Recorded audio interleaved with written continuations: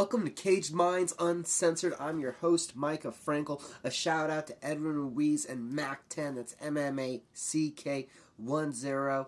Also got to let you guys know, if you haven't, check out the Fight app, FITE. Who did the UFC turn to after their problems with Fight Pass and the McGregor-Mayweather stream failing? The Fight app.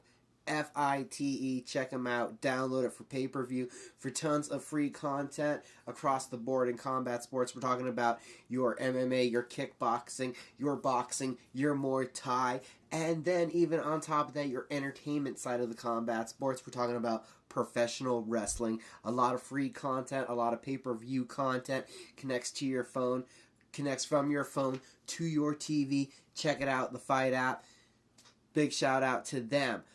Today, our guest is going to be Saad Awad from Bellator 186, Millennia MMA, a guy that I've been interviewing for years. Always great to talk to Saad. He's going to be coming up here in a couple moments.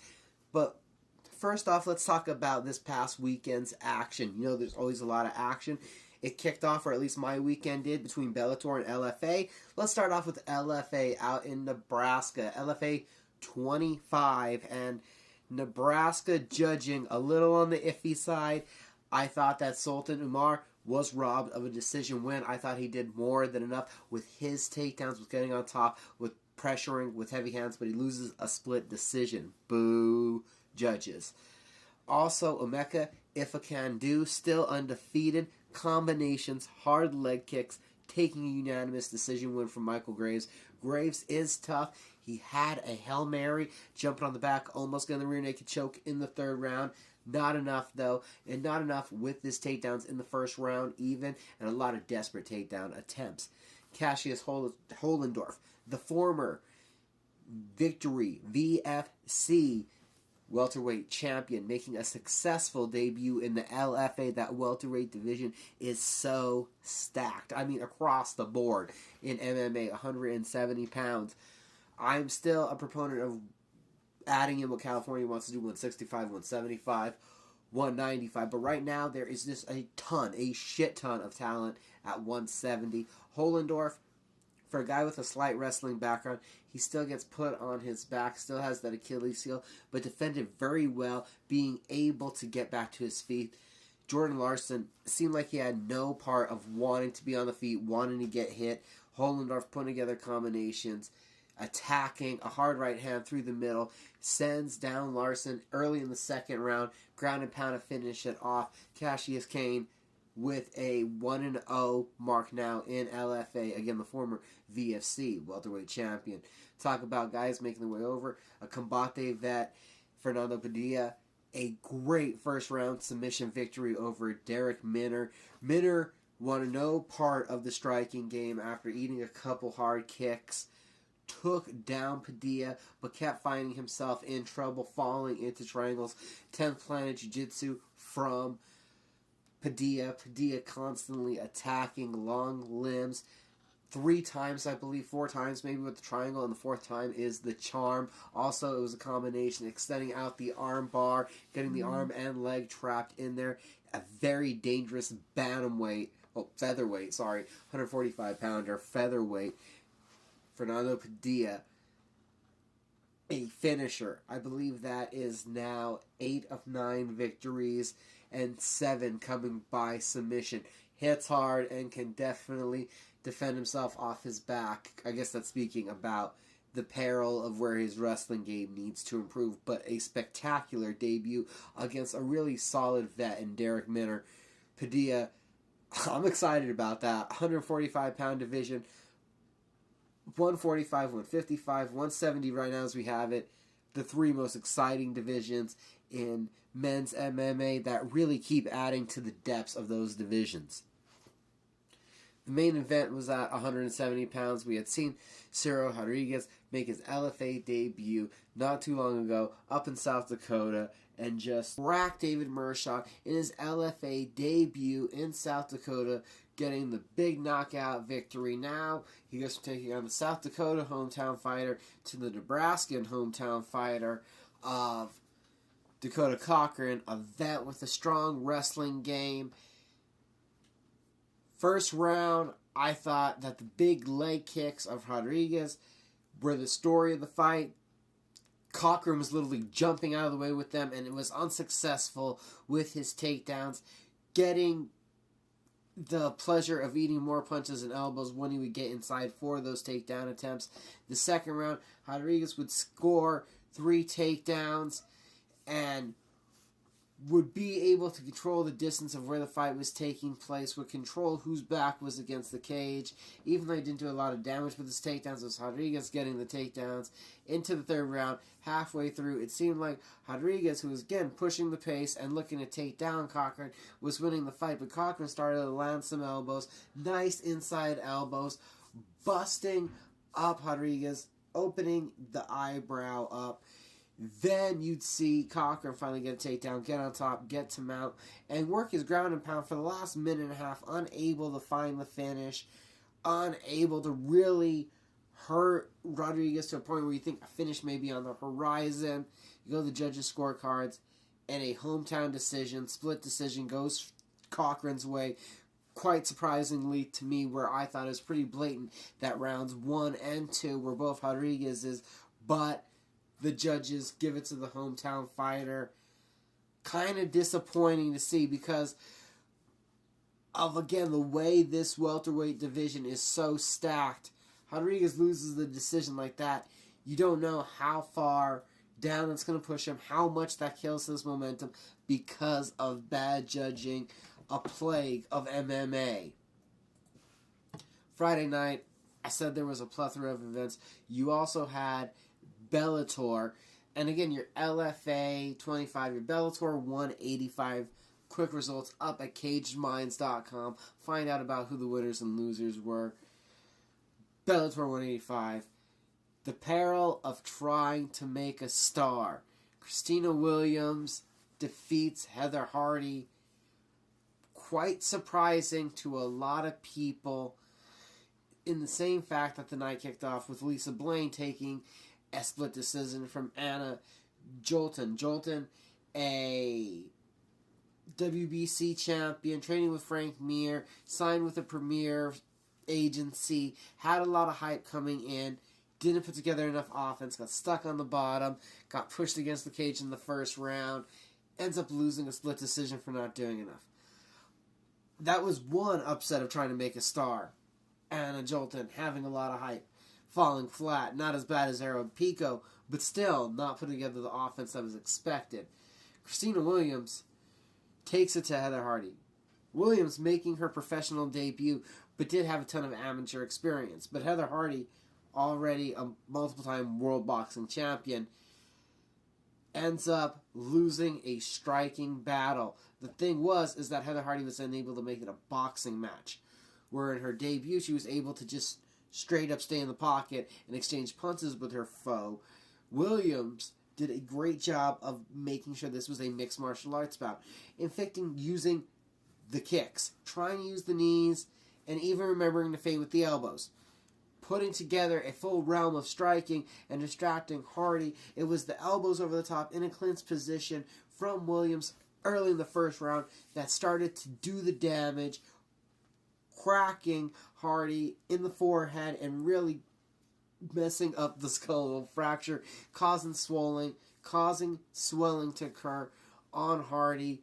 Williams again throwing kick to punch, punch to kick combinations, and continued to just throw at all angles, not giving Hardy what she's used to, not just punches, bringing those kicks together. Hardy tried to use her kicks, but it still doesn't look fluid. It still doesn't look natural, and the kicks eventually would do their damage, coming over the top, the big head kick that would shatter the nose of Hardy, just eating it, ducking into it. A big win for Christina Williams. Hardy's fun to watch. That's great for us fans. It's a growing process that's fine for her and her camp. Bellator MMA, though, is trying to pick these people to be stars, to make you want to tune in, to make you salivate to watch their product. We already knew that this card was marred by injuries. Losing King Moly and McGarry was bad. Then I guess you still have Liam McGarry taking on Bubba McDaniel, but then you lose Liam McGarry. Don't worry, you still got Brendan Hall versus David Rickles, where you know that's going to be a fun fight, but all of a sudden then you lose that one, and this card just kept taking hits. The co-main event, Liam Gracie does what Liam Gracie does. He takes down Zach Bugo, and after round one not being able to find a submission while having the back, finds the neck crank, forcing the submission in round two, still undefeated. Taking out now a 24-fight vet. You can't hate Neiman Gracie for doing what he does. The family is jiu-jitsu based. They're going to take guys down and submit them. Congratulations to him. Let's see who they match up. Neiman Gracie, a welterweight. See that welterweight, just so much talent everywhere. Where he moves on to next. Again, I believe now 8-0. The main event, this was what the whole card was about. For us hardcore MMA fans, this is something you've really been salivating for. Bellator 185. No matter how many fights it lost, at the end of the night, we were still going to see this mega fight in the middleweight division. Gegard Mousasi, all that he's done throughout the world, fighting Dream, fighting Pride, and in Strikeforce. Alexander Storm Shlemenko, what he's done in Russia, M1 Fight Nights, and now in Bellator. Really a fight for the masses, for the hardcore fans, for the people that really care about MMA. And Alexander Shlemenko, in the first round, lands the most damaging shot of the fight, where he fakes a takedown, touches the knee with the right hand, comes with a big swing of overhand left that cracks Gegard Mousasi in the right eye. And from that moment on, Mousasi makes the first round a grappling match. He is in on the takedowns until he can get to the back. And once Mousasi is on the back, you finally get a good enough camera angle to see that his right eye is swollen up to the point where it's nearly closed. In between rounds 1 and 2, the doctor does check out Mousasi, who won round 1 while hanging on to the back, searching for the rear naked choke, but a great job of peeling off the backhand and avoiding being submitted by Shlemenko. Mousasi able to pass the doctor's test. The fight continues. Round 2, it is Shlemenko landing body shots, trying to open something up. You can tell that Mousasi is having a hard time seeing shots coming from his right side. The eye is obviously affecting him. He's diving in on takedowns, being ineffective, but doing enough that Shlemenko is not just teeing off on Mousasi. Late into the second round, Mousasi gets the back. He's again hunting for the rear naked choke while they're on the ground. And you think to yourself, with the takedown trip, with getting to the back, with hunting, did Mousasi just steal the round? Well, you're like, no. 3.5 minutes. Shlemenko was just winning the striking exchanges. He was pushing forward. He was landing the more devastating punches. The third round, it was pretty much a survival round for Mousasi. Obviously could not see anything out of that right eye now. Again, great body work from Shlemenko, who was just unable to find the finishing blows. Not allowing himself to be taken down this time, even though a couple times Mousasi just flopped to his back to avoid damage. And when you go to the judge's decision, obvious third round for Shlemenko. How did the judges see round 2? They saw it in favor of Gegard Mousasi getting the back and hunting for the rear naked choke. A across-the-board 29-28 unanimous decision. 2 rounds to 1, where you got to assume the first round, even though the big damaging shot was landed from Shlemenko, Mousasi was the one hunting the finish with having the back in the dominant grappling position for the entire round.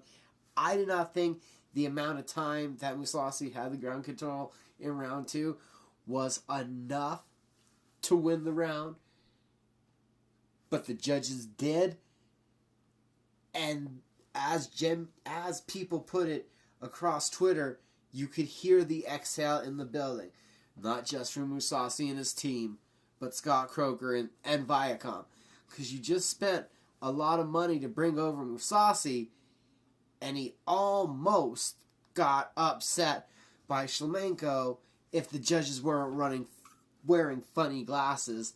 Then you just had another miss. I understand it shows to the people that are ignorant that there's a level playing field of competition. But from somebody that's in the know, let me already tell you, there are many great fighters around the world. There's not enough money, even with these huge promotions, to find every fighter in the world that's truly great with all these countries. No matter where you are, between KSW to M1 to EFN Fight Nights to somewhere in Dagestan, Kazakhstan, to Alaska, to the ends of the earth, you can find top-level fighters and top-level matchups in mixed martial arts, because styles make fights, and martial arts is this endless journey for a lot of people. And when you put all the knowledge that a lot of these people have to use these fighters, the results are amazing. So Bellator and the people that don't know better can point out, oh look, one of our fighters pushed a great UFC, come over free agent, again to the limit. Look at how great Bellator fighters are. Of course Bellator fighters are great. This is that level. Bellator is paying the money that you guys are that level. There's no need to say, look, we're that level. Just believe it, because you are that level. Bellator and the UFC, there is a pretty good parallel. There are styles make fights, and there are guys that can be guys. That was the case from when you were looking from Strikeforce to the UFC, Pride to the UFC, WEC to the UFC. When you're looking at the lightweight division, look at what Anthony Pettis and Benson Henderson became. There is a lot of great fighters in the world, and you got to almost remember that you're operating when you're thinking about not just who's the greatest in the world, because that's pretty hard unless you're talking about like 125 in the UFC. There's not many organizations recognized for having that division. But when you're talking about 55, 45, 75, 35, you can bring up names from one, from Bellator, from other organizations, as how would they do in the UFC? And you're not trying to say it to be ridiculous, but you're saying it almost because the UFC has the deepest roster pool. Remember that. Some of these divisions that they have are 100 guys deep, and Bellator is talking about their champion is the best of a 30-guy division. That's where you wonder, and you ask, are these guys, I don't know, even want to say UFC level, but what would they do in that pond, in that talent pool? What would their victories be? What would their performances be like? But don't question yourself and say, are these guys top caliber? Gegard Mousasi, Alexander Shlemenko, a top-notch middleweight fight, no matter where you are in the world. Gegard Mousasi walks away with his hand raised with the decision. I feel it's a bad decision, and it now seems that that sets up Gegard Mousasi versus the winner of Alexia Sakaro challenging Rafael Carvalho for the Bellator middleweight title in Italy. I understand it's going to do business, that's going to sell seats, because Alexia Sakara is the biggest name that you have in Italian MMA. I understand that from a financial perspective, but Legionaris has not fought in the Bellator cage at 185 pounds, so this is quite preposterous to me. Rafael Carvalho, though, getting this international exposure, winning in Tel Aviv, fighting in Italy, and then quite possibly setting up the matchup he really wants. A big stakes fight with Gegard Mousasi. So Bellator 185, marred by injuries, disappointed by who they thought they were going to be able to put over. A weird decision at the end that will lead to a title match. Bellator 185, an interesting night of fights. And don't forget, we also had UFC. UFC Saturday, well, for me, mid-morning, kicked off about 10. UFC Fight Night 118 from Poland. Josh Emmett dropping down to 145 pounds. A lot of big power, taking a decision from Felipe Arantes. Aspen Ladd still undefeated, taking Lena Lansbury down in the second round, and vicious ground and pound. Warley Alves shows a more calm, composed striking game in a unanimous decision.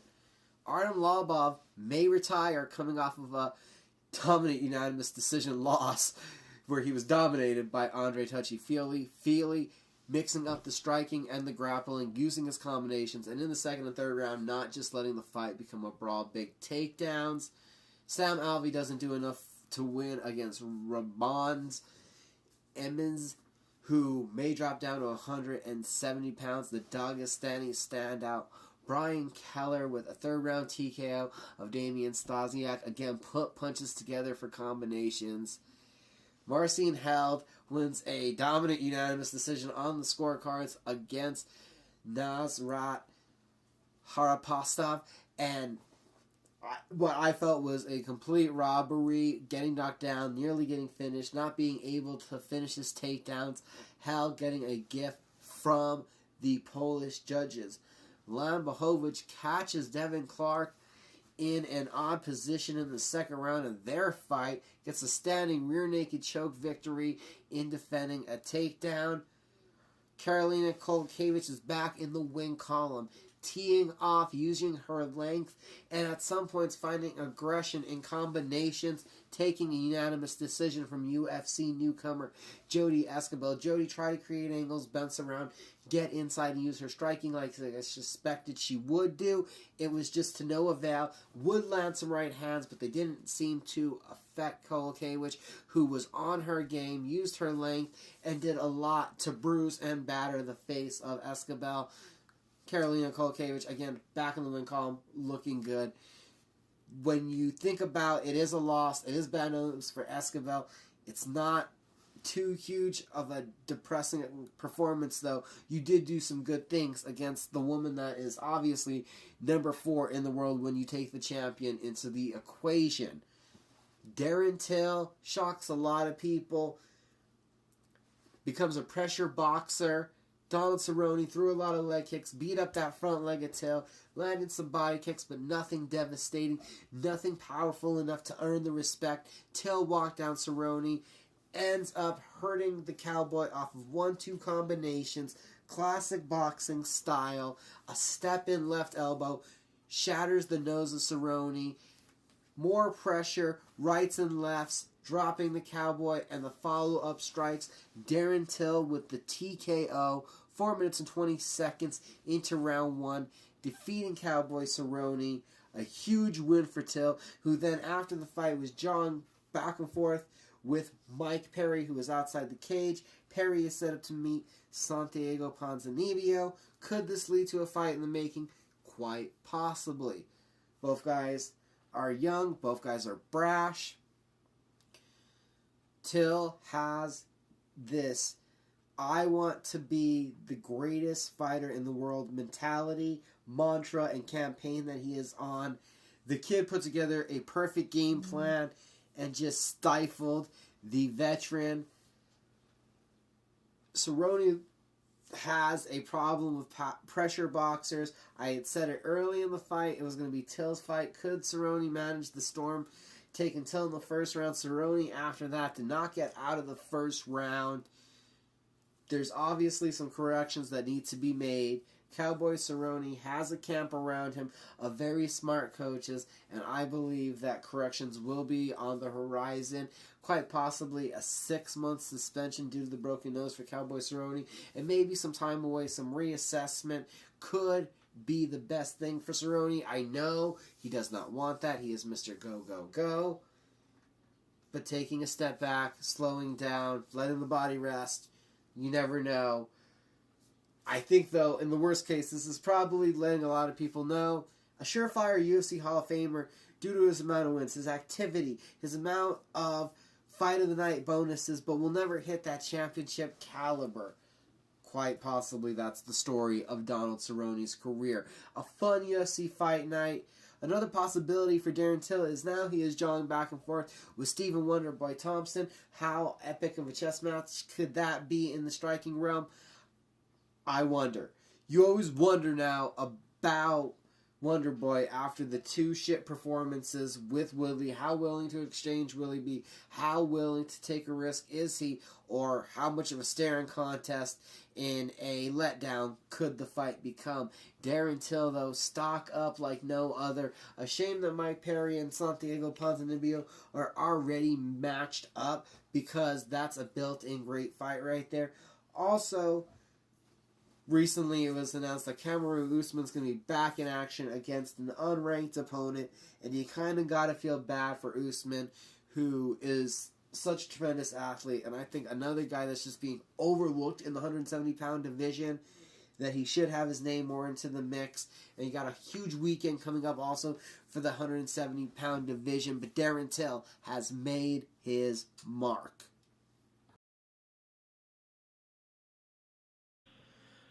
Joining me right now, Bellator 186's Saad Awad. Thank you for the time, sir. How you doing? Good. How you doing, Mosh? I'm doing good. It's been a while since I've gotten to talk to you. Always like getting that opportunity. How are you feeling? How are you doing with this camp? I'm feeling really good. I'm excited to be back in the cage. It's been longer than I wanted it to be. I prefer to fight every 2 to 3 months, but it's been 6, almost 7 months. So I'm just hungry to be back in there and excited to be able to put on a show for everyone. Is there a reason for that delay? Is there a reason why you've been less active than you'd like? Not my reason. I mean, maybe they're the reason, but not my reason, man. Why do you think I fight at whatever weight they offer me? Because when they don't have fights at 55, I'll fight at 70, I'll fight at 65, I'll fight wherever you guys want me to. And that's why you see me jumping back and forth, because I'm just trying to stay busy. Is that kind of like a common thing going on right now with Bellator? Guys are a little unhappy about how active they're staying? I mean, some guy, I think it has a lot to do with Bellator signing a lot of new talent. And so, I mean, they got to give everybody a fight. Going the fight from the year, it's kind of hard to give everybody a fight. So as long as they're signing new people, it's going to delay our fights. At the same time, they're also cutting people too. So you got to really, stay relevant, even if you're taking these short notice fights or fights out of your weight class. For this fight particularly coming up, how much notice, how much of a camp are you putting together time-wise?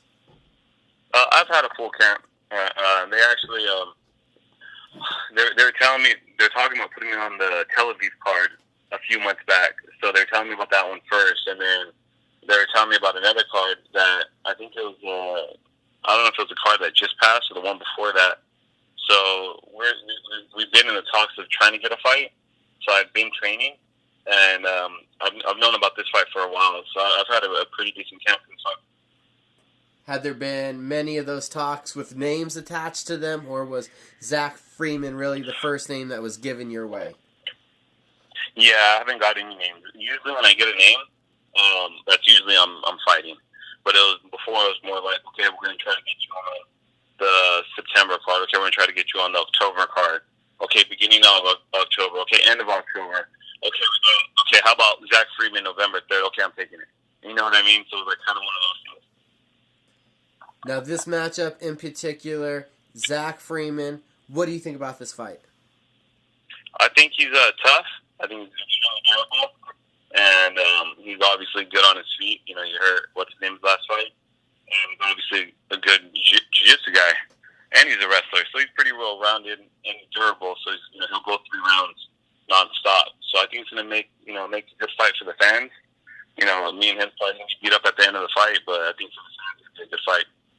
Any thought when you look at this matchup that it's a good name? Zach Freeman made an impression in his Bellator debut on pay-per-view with stunning Aaron Pico, the kind of hype they gave Aaron Pico.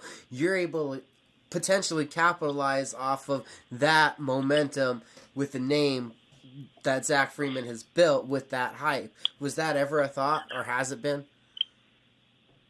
It definitely is, because, whenever I, ask for a fight, I usually take whoever they give me. But I'm usually asking for a top 5 guy, because I do want to attack that title eventually. So as soon as I get my chance, I want to take it and run. So when they offered me him, I said, screw it. He has the buzz. I take nothing from him from his experience, but in Bellator, he only fought once, but he does have a buzz. He is coming off of a win on top of Aaron Pico, who someone had a huge buzz. So I said, it kind of, he doesn't have the experience in Bellator, but he does have the buzz, so I'll take it. You have 3 times the fights that Freeman does. Tell us about that experience advantage. I think it's going to show in my fights. I've grown, as a fighter. I believe I've grown in Bellator. I'm not the same fighter I was last fight. I'm definitely not the same fighter the first tournament. I've sharpened a lot of my skills, and I've learned a lot in the Bellator cage. I've had knockout wins. I've lost my knockout. I've had, decisions where I've mopped people. I've had decisions where I got, mopped. And I've learned from every fight, whether I win or lose, I've learned. And so now, coming into this fight, I believe it's almost like my 9th or 10th fight in Bellator, if not more. I'm not sure. I think I'm actually more. But whatever it is, I do have some experience in there, and I think it's going to play to my advantage when the fire turns up, and you got to really step out there and put everything on the line. I believe I'm going to be able to do it. Would it surprise you if I said this will be like your 14th Bellator fight? I mean, it does, but it doesn't. Because, I've been in Bellator for so long. I think I signed with them like 4 or 5 years ago. I think I signed in 2012, I want to say, or 2013, I'm not sure. So, I've been with them for so long. So, it won't surprise me. But that is a lot of fights with Bellator. Does that, thinking about how many fights, how long you've been there, and yeah, your first fight was early 2013, so probably did sign with them end of 2012. Does it feel like Bellator is your home promotion? It 100% it does. I think I'm the most comfortable in Bellator. I know everybody there. From everybody that works there, from the camera guys to the cut man to the matchmaker to everybody. I don't think there's somebody in Bellator that I don't know. And from that to the inside of the cage, to the smell of the cage, to every aspect of the cage, and I do feel like it is my home. And that being said, I got more fights in Bellator than he has fights. Period. And I think that kind of leads to my advantage. Is it crazy to think about the kind of jump he's getting? I mean, let's be honest. We all know they were trying to build up Aaron Pico. So their assessment was that they just gave him some tough guy. He pulls that stunning upset, and now they're giving him a chiseled vet who's been in the mix.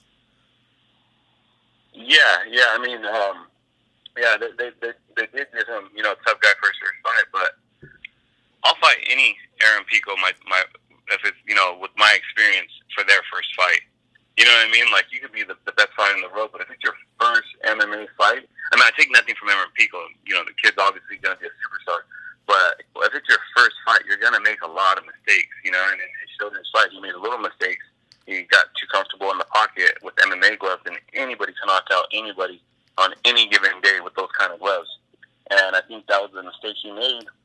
So for Jack, he obviously capitalized on it, and he has, I believe, like 10 fights, or a little bit more than 10 fights. So he's been in there, and he knows what to do.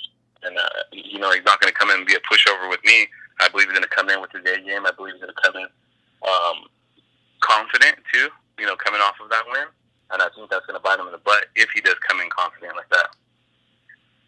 What kind of studying of Freeman are you able to do? He's had, again, one fight in the Bellator cage. Has there been much tape that you've been able to find to take a look at? I mean, he has fights, but he's fought like once a year. And like I said earlier, I'm not the same fighter I was my last fight. So if you're watching my last fight, you're not going to get the same guy, in this fight. If you watch 2 fights ago, I'm definitely not that guy either. So, there's a lot, to take from fights when they fight, when they don't improve. But, I mean, he's fought, like I said, probably once a year. And his last fight was, 30 seconds, 40 seconds? So there's not really much you can take off of it. Besides, he's a jiu-jitsu guy, and that's all he talks about is his guillotine. And he has a wrestling background, and he obviously has heavy hands. So I'm just going to go out there and fight the way I know how to fight, work on the stuff that I worked on, and just, use my experience and my cage awareness to, pick them apart and, hopefully get a finish. You're a first-time father who we know you're expecting again. Being a father, has that changed your outlook on this fight game, on the MMA game at all? It definitely has. Before I got married, before I had a kid, I was pretty reckless. And you can see it in my fights. Just go in there, bite down on my mouthpiece, throw punches, and may the best man win. And, I came up, on top on most of my exchanges. But, after I had a kid, it really slowed me down from everything, from my personal life to my training to everything. I don't go out anymore. And, I fought the way I lived, I lived pretty reckless before. And it showed in my fights. And, now that, I'm a dad and I'm a husband and I have a family to take care of. It's really slowed me down. It's really put my training into perspective where I had to train smarter, sleep better, eat better, take everything, on another level of training. And it shows in my fights. I'm more calculated in my striking, I'm more calculated in my takedowns, more calculated in my submission attempts, and I'm not just that same guy who bite down his mouthpiece and throw. But don't get it wrong, though. I will, bite down and throw when I have to throw. And, I do look for the knockout. I still am looking for the knockout. So I'm hoping to get back in that and get some wins under my belt with finishes. Hopefully I'll start with this fight. Was this a giant, tidal wave of a change, or did you feel a slow progression as a change pertaining to doing these things in that different manner than you were accustomed to? Honestly, it changed overnight. As soon as I got pregnant, it was everything slowed down. I was home all the time. I had no reason to be out. I had no reason to be at a bar with my friends. I had no reason to be doing nothing. You know what I mean? Like, if I wasn't training, I was usually chilling. I running the streets trying to make money, hustling or whatever I was doing. And I had no business doing any of that stuff because, all of it leads to just negativity. You know what I mean? Whether, anything can happen when you're living that life. And that's something that I really stirred away from, and I've changed my whole life because of my wife and because of the baby. And it's changed me for the better, man. I became a better person, inside the cage and outside the cage. How do you then process this joyous news of welcoming a second child while in a fight camp where you're going through the gruelingness of the fight camp? Man, what's making it my wife, man, because she's awesome. She supports me. She takes care of my baby. She cooks me breakfast, lunch, and dinner. I come home, food is made, and she cooks extremely healthy. She's on it. She's pushing me to eat better. She's pushing me to stay on my diet. She's pushing me to eat good. She doesn't let me eat out. She packs my meals before I leave the house. When I leave my home, she calls me and talks shit to me, and she's really on it when it comes to that stuff. But now that she's pregnant, she makes sure I'm fed, and then she'll get her snacks on the side because she's craving everything. She's craving sweets, she's craving pizza, she's craving this and that, and I can't eat that stuff because I'm dieting. But she's still making sure she's looking out for me and taking care of me first before she looks out for herself, which is it's pretty selfish for me to say, but it's awesome because I am in my camp, and then after this camp, I'm gonna definitely take care of her and I'll splurge a little bit. So, not happy with how active you've been, but with the pregnancy coming up, is there a foreseen break coming up after this fight for a little bit? No. Honestly, I've been bugging them about fighting, and I'm one of the California guys, and when I fight in California, I usually bring a pretty big crowd. All last year, I've been fighting outside of California, and I've been fighting in everybody else's hometown. I fought Ward in his hometown. I fought my last fight in the same place, but in his hometown. And now that they're back in California, they redid the arena where I used to fight at over here at Pachanga. They redid it. I heard they made it bigger. Usually when I'm here, I usually pack out the house, and they told me they're coming back here 3 times next year. And so I'm hoping to stay busy. I know they're coming back here in January. I pray God I stay healthy. I can jump on that card and just stay busy, man. Staying busy. We've seen you back and forth taking money weight fights, quote unquote. This will be the second straight again at lightweight. Is there a recommitment with the talent that they're bringing in to make a charge at lightweight at your division to make that title run? Oh, 100%. 100%. I'm gonna keep barking. I told them what I need to do, call out people. It's not going to do nothing for you, so don't waste your breath. Just go out there and fucking play and win, and you'll get the fights you want. So that's it. I just been training my ass off, wrestling a lot, boxing a lot, doing a lot of jiu-jitsu, and I'm ready for whoever they give me. I believe I'm pretty good mixed martial artist. I'm not the best jiu-jitsu guy. I'm not the best boxer. I'm not the best kickboxer. I'm not the best wrestler, but I do believe I'm pretty good mixed martial artist, and that's all I train to do is mix everything up when it needs to be mixed up, and hopefully whoever they put in front of me, I'll be able to outshine them, when the time comes. From your perspective, there's different states with different guidelines right now. Would it also, just from a commission standpoint for you, be most relaxing to fight in California? I feel like California right now is at the forefront of a lot of things, whether it comes to the weight cutting issues, the scoring issues, that other commissions are having more problems. Yeah, California doesn't fuck around, man. And I like fighting in California because they're on their drug test. They make sure everybody on the main card gets tested. It's one shot. I like fighting here because a lot of these dudes are juicy. I don't give a fuck what anybody says. You just hear, when they fight, they might, trick the system when they fight in different states. I mean, when I fought in fucking Connecticut, they didn't test us both times. And they told us they were, and I was praying to God they were, and they fucking did it. And it kind of upset me because certain people fight in their hometowns because they know they're not going to get tested. And maybe that's why. I mean, I'm not calling in, saying anybody by name. Who knows, But in California, I've been fighting in California since 2006. It was my first pro fight. And I promise you, I probably got tested out of my 30 fights. I probably got tested at least 20 times. Like almost every fight in California, I get tested, whether I'm on the main card or not. And I'm happy they're doing it. And because then I know they're testing my opponent. And, I think everybody's fighting clean. And they are on it with the weight cutting issues and everything. And they're the ones who really kind of take charge with all that stuff. I'm hoping they really push towards that 165-pound weight class. I think that would benefit me a lot more as well. And, once they do that, that's one weight class I'm going to jump into, and I'm probably going to stay there. Amen. Would love to see 165. Love to see 175. The adjusted weight classes that they've proposed, I'd love to see that. Also, from a standpoint of worrying about going to the judges' scorecards. I know you were watching this past weekend's Bellator event. Little worried about judges or competent judges, the sport being able to find them? Man, yeah. I didn't want to get on that because I have a couple of losses that were decisions that, I could have sworn, you get a takedown at the end of a close round, you're supposed to win a round. And that's what I did in some of those fights, and I still didn't win. So I don't know what kind of judges they are. No disrespect to the judges because every judge sees it different. You get a kickboxing coach, a kickboxing judge, you're going to see it more towards the kickboxer. You get a wrestling judge, you're going to give it more towards the wrestler. I just knew that this fight is in Pennsylvania at Penn State at a huge wrestling college. So I'm pretty sure a lot of the judges there are going to be on the wrestling level. So I'm going to look out for, takedowns and scrambles and make sure I do win dominant positions. I really feel like that's going to shine in the fight in the judges' eyes. I feel like we just hit another level. Having to actually scout the area to look for the judges scoring.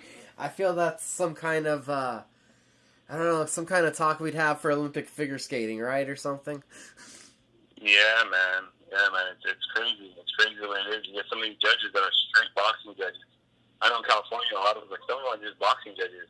And they put them in these MMA fights, and fuck, I don't even know if they know the rules. You know what I mean? And I think they just tell them, hey, if you see this or if you see that, give them the round. And they see that one thing in that round, and there it is. Just like, no disrespect to Masasi. I'm a huge Masasi fan. I've been one forever. I thought he was going to win. I mean, I really saw it. He did win, but, I thought he was going to dominate, but he did win with one eye.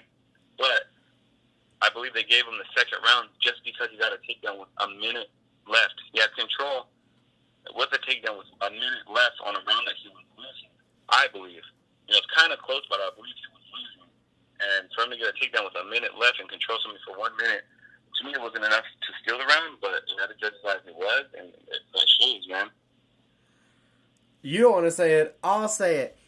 He lost the fight. He won the MMA contest, I guess, according to the judges. Yeah, no, I thought it was 29-28 Shlebanko that he won the second and third round. But, yeah, do you think we'll see a day where some of the guys that are prominent now, as fighters start retiring, that we may see some of them step into judging? I think that'd be a way to rectify this situation. It's just going to be getting knowledgeable judges in place, and I don't think that's going to happen until fighters are retiring and moving into that position. Will we have people that are truly knowing what's going on in those positions? I agree with you 1,000,000%. 1,000,000%. It's kind of like when when you get a fight promoter that's in it just to promote fights and make money, and then you get a fight promoter like Scott Coker, who was a fighter growing up, and he's been there, and he, and the way he puts these fights together, and he looks out for the fighters because he's been in their shoes. It's a whole different, ball game. I fought for so many shows, and you see like the greetings fighters, these managers are the show, the owner of the show's eyes. You see the greed in their eyes, and you get a guy that comes up to you that he's fought before, and just the way they talk to you, the way they look at it, the way they match make, the way everything comes is different. Everything is genuine, and then they're really trying to help. And it's the same thing with judging. You get these guys that are just in it just to get their paycheck, and they don't realize, but fuck, when you give somebody a wrong scorecard, there goes a big beam. They could have had a title fight after. They could have, they lost their win bonus. That could have been, $50,000, $60,000, $70,000. Even guys that are fighting for, 10 and 10. They probably got that 10 grand for today, but they're paying so much to their coaches, their judges, their management, their training camp. At the end of that 10 grand, they probably seen 4,000 of it, and you went and took them out of a decision where that 10 grand bonus could have, saved their house payment. Because that's right back on track.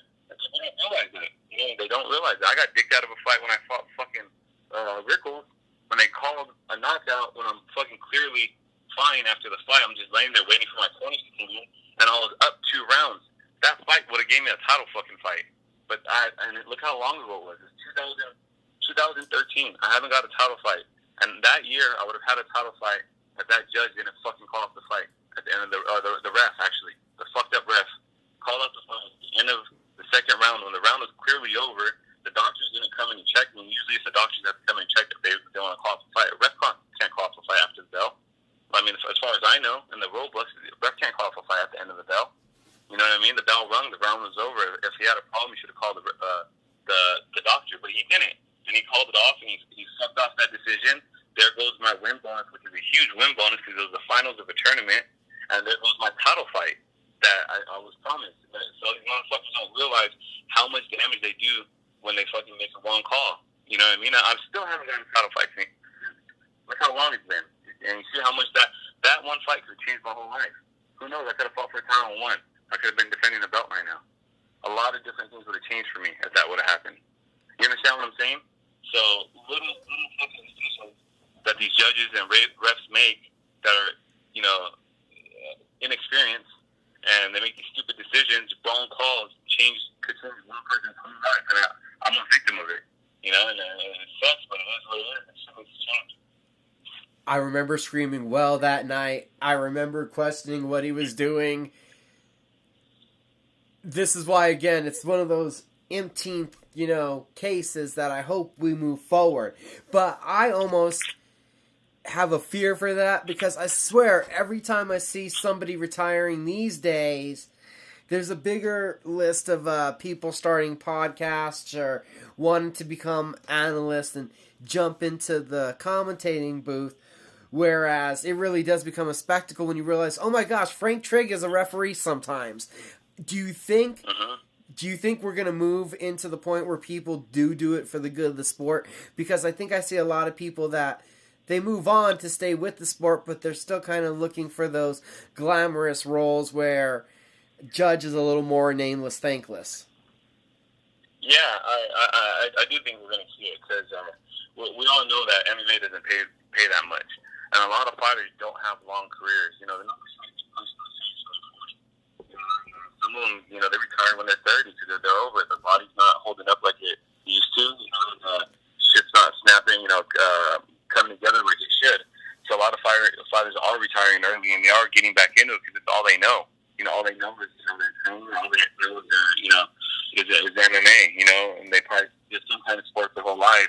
Now they're, retired, and they're like, shit, this is all I know, and they love the sport so much, they still want to be, active somehow, and that's the way to do it, and I think it's great.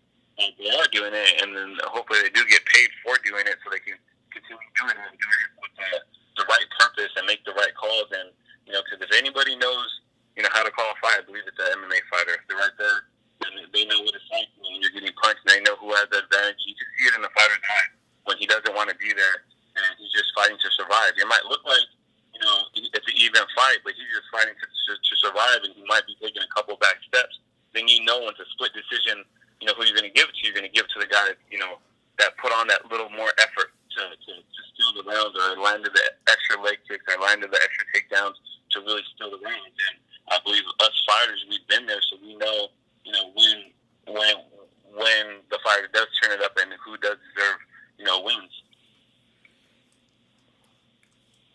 Do you think in the financial sense, because we know you guys are underpaid, that in this era of free agency, are we at least heading in the right direction? Because the money is still not good enough right now, but is at least the ship in the right direction? I believe it is. And even though, there is some fighters that are getting paid more than they should be, and there's a lot of fighters that are underpaid, but I think it'll be a while before fighters really, really, really start getting paid. You know what I mean? Because it is in the shift, and you see it happening. You see these fighters coming from different organizations getting these fat paychecks, but you have guys like us that's been here forever. Our pay is going up, but fuck, for the amount of things I've been taking, for as long as I've been fighting, I should have been getting paid. You know what I mean? And I've been putting on shows. I believe I should have been fight of the night for the past, who knows how many of my Bellator fights. And little things like that, I think you should get a bonus for it. So you have to put on the best fight of the night, and let's say at the time I was making $20,000, and you have the main event making, $150,000 who put everybody to sleep because they were a boring fight. I think they should go down, the excitement. I think, instead of just giving fighters their flat pay, I think they should have their flat pay. And then, obviously, bonuses, but whoever brings the most excitement to the fight, basically a bonus, I guess you'd say. Give them the extra pay. I think they deserve it. Should there be fight of the night bonuses in Bellator? 100%. 100%. Is the 110%. I know it's not cheap to do it, because if you add it up, if you do that every fight, 50 G's or 150 G's, if they have 3 different bonuses, that's a lot of money. But fuck, we fight for fucking Viacom, for God's sakes. They're $1 billion company. They could afford it. We're fucking fighting for change. Companies, they're $1 billion company, and they're obviously, they could afford to kick down 50 G's for a bonus when they're putting on the best show of the night and keeping people from falling asleep. What about this thought? It's archaic. Whether it's the UFC, it's Bellator, it's ONE, it's whoever you want around the world. Isn't it kind of archaic that you guys are fighting for a show purse and a win purse? You don't tell the Denver Broncos, hey, show up on Sunday, and you guys, if you win, you get all your money. If you lose, you only get half. I think that's the worst thing that they came up with for fighters. For me, at least, because I've never went out there and said I'm going to fight harder because I want to get a win. I went out there and I fought harder because I want to fucking win. I went out there and had a gut check because I did not want to lose. I went out there and times that I was getting smashed in my face and I was able to recover and come back and still edge out a victory. It's because I had to dig deep and I just wanted to win. It wasn't because, oh man, I'm going to get paid an extra 10 G's if I win, or 20 G's if I win, or whatever it is. It was because just that the fighter mentality that I had, that I do not like to lose. I do not want to lose. I'm not trying to lose. I just like to lose. You know what I mean? I'm not a fucking stepping stone. Somebody else might say, hey, I'm putting this guy, we know he's going to lose. In my head, any fight that I've ever taken, in my head, I'm going to win. You know what I mean? So if I didn't think I was going to win, I wouldn't fucking take the fight. I would never take a fight saying, okay, I'm going in to be somebody's fucking sheep. So that being said, I believe I should get paid, a flat amount every single time, because I'm not fighting to get that extra bonus. I'm fighting because I'm fighting to win, regardless if there's extra bonus or not. Definitely. And I know between some of your friends that you've been around at Millennia MMA, Georgie Karahani and Lorenz Larkin, they took an advantage and they've been through the free agent process, moving from organizations, and you've been with Bellator for a while. They've ended up with Bellator. Did they feel that the free agent process has helped in getting fighters some of these, better just standpoints, I guess? There's things you argue for in a contract. Yeah. I believe it. I'm not going to detail about their contracts, but I do believe, the reason why they ended up back in Bellator because they were able to go out there and, put contracts together and show them that, hey, I can get paid this much here, I can get paid that much there. And it did give them more money, and that's why they're at Bellator. That's why people come to Bellator and leave the UFC or leave the other organizations, because Bellator will pay more if they want you. If they want you, they will pay you more. And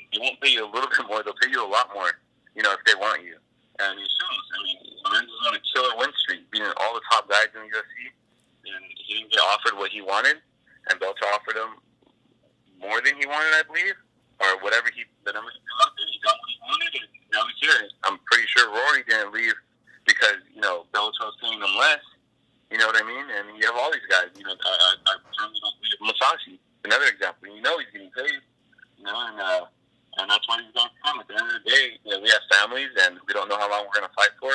And the money we make, we got to invest it right, and we got to make as much as we can while we can, because God knows how long we're going to fight for. And then when that day comes, you can't fight anymore. There goes that check that another organization would have probably gave me double if I had went over there.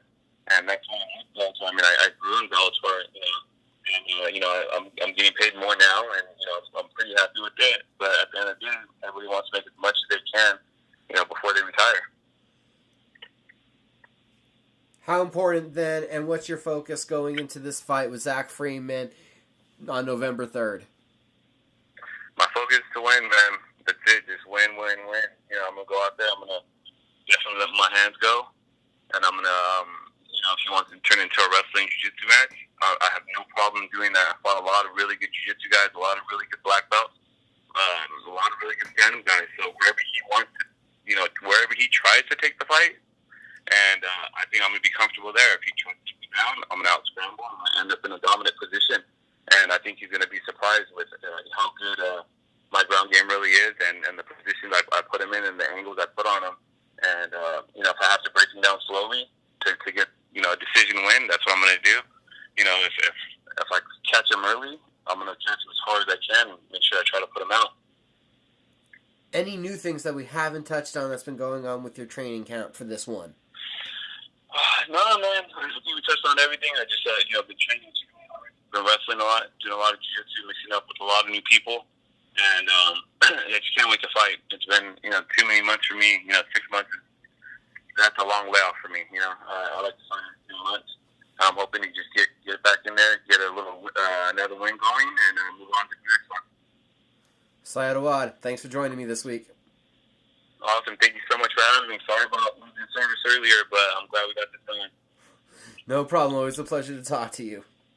Awesome. Thank you so much for having me. Sorry about... Always great getting to talk to Saad Awad. Thank you to him once again. I've probably repeated that too many times by now.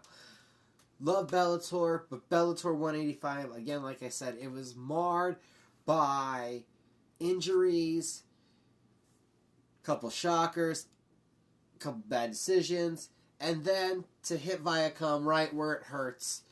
The ratings are an all-time low, or at least the low for this year, at 476,000, going under 500,000 people watching. Some other Bellator news, though, on the bright side. Goichi Yamauchi, the tremendous lightweight prospect now who has moved up to lightweight, used to be at featherweight. The Japanese-Brazilian has inked a new long-term deal with the promotion. Also, some other news. There's going to be a World-Class Fight League amateur tourney to award an Invicta FC contract. There's some news for you guys.